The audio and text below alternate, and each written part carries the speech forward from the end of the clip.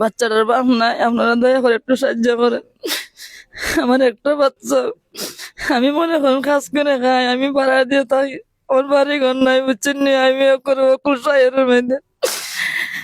তা আপনারা একটু দয়া করে আমার বাচ্চাটার ভাই একটু সাহায্য করে দেন। আসসালামু আলাইকুম সম্মানিত ভিউয়ার্স, যারা এই মুহূর্তে আমাদেরকে দেখতেছেন, আমি গাজীউর রহমান আব্বাস এবং আমার সাথে আছেন আমাদের স্থানীয় যুব সমাজ। আমার সামনে দেখতেছেন যে মোহাম্মদ ইকবাল মিয়া, নিচে যে ছবিটা সেই ইকবাল মিয়াই। এই ইকবাল মিয়া সে একটা ওয়াইফাই কোম্পানিতে চাকরি করত। সে থাকে মুসা ডাক্তার সাহেব যিনি আছেন ওনার বাড়িতে, এবং জন্মের পর থেকে সে ওইখানে বেড়ে ওঠা। তার বাবার বাড়ি এমনি সিলেটে, তার মা এখানে বসা আছে। সে ওই ওয়াইফাই চাকরি ছেড়ে দিয়ে সে একটা চারু সিরামিক্সে চাকরি করতেন আমাদের এখানে স্থানীয় একটা কোম্পানিতে। হঠাৎ করে পায়ে ব্যথা পায়। ব্যথা পাওয়ার পরে আস্তে আস্তে আস্তে আস্তে সে অবনতির দিকে যায়, পা থেকে শুরু করে, এবং তার বাম হাত এবং বাম পা অবশ হয়ে গেছে। এবং আমাদের একজন ডাক্তার, ডাক্তার আব্দুল মুতাকাব্বির, ওনাকে দেখানো হওয়ার পরে উনি বলছেন ইমার্জেন্সি মানে জরুরি ভিত্তিতে উন্নত চিকিৎসার জন্য তাকে অবশ্যই ঢাকা পাঠাতে হবে।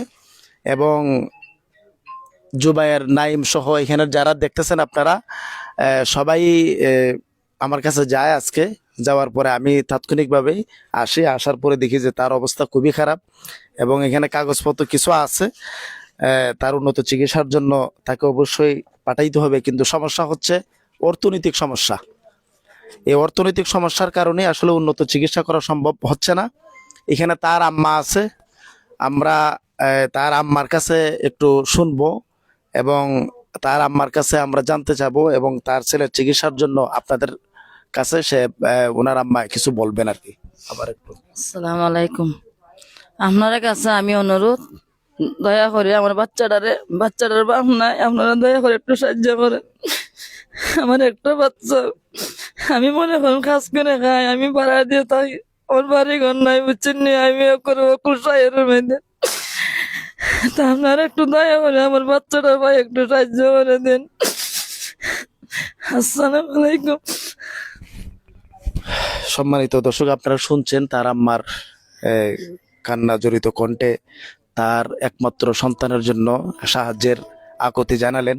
আমি ইকবাল মিয়ার কাছে আমি বলবো যে সে কথা বলতে পারে, খুব কষ্ট হয় কথা বলতে, তারপরও সে, ইকবাল মিয়া আপনাদের উদ্দেশ্যে দু একটি কথা বলবেন। আসসালামু আলাইকুম। কোথাও বলতে পারি না, আমার বাম হাতে ছাপ লাগে, বুকে কষ্ট হয়, আমি বাঁচতে চাই। আপনারা যাই দেখতেছেন দেশ থেকে বা প্রবাস থেকে ভিডিও,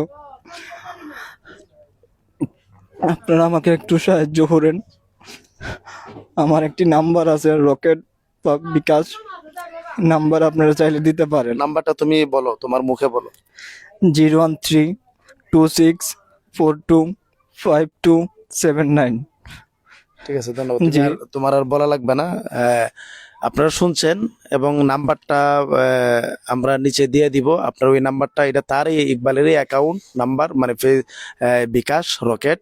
আপনারা একটু সহযোগিতা করবেন। আপনাদের কাছে বিশেষ অনুরোধ, আপনারা অনেক টাকাই খরচ করেন এই ইকবালের জন্য। ইকবালের মায়ের আকুতি এবং ইকবালের আকুতি, সে বাঁচতে চায়, এবং স্থানীয় যুব সমাজ তার পাশে দাঁড়িয়েছে। এবং আমি এই ভিডিওর মাধ্যমে দেশে বিদেশে এবং এই এলাকার যারা আছেন সবার কাছে আকুল আবেদন, ইকবালকে সহযোগিতা করার জন্য আপনাদের কাছে উদারত আহ্বান জানাচ্ছি, অনুরোধ জানাচ্ছি। তাকে আজকেই ঢাকা নিয়ে যাওয়া হবে, এবং তার চিকিৎসার জন্য অনেক টাকার প্রয়োজন। আপনারা ইকবালের নাম্বারে যদি টাকা দেন, তাহলে আপনাদের ওই টাকা দিয়ে ইকবালের চিকিৎসা হবে। অন্যথায় ইকবাল চিকিৎসার জন্য টাকার অভাবে, সে চিকিৎসার অভাবে হয়তো আমাদের কাছ থেকে হারিয়ে যাবে। আমি আপনাদের কাছে অনুরোধ, আপনারা আমাদের এই ভিডিওর মাধ্যমে দেখতেছেন, এবং অবশ্যই আমরা নিয়মিত ইকবালের আপডেট আপনাদেরকে আমরা জানাবো। আপনারা সবাই ভালো থাকবেন, সুস্থ থাকবেন। আসসালামু আলাইকুম।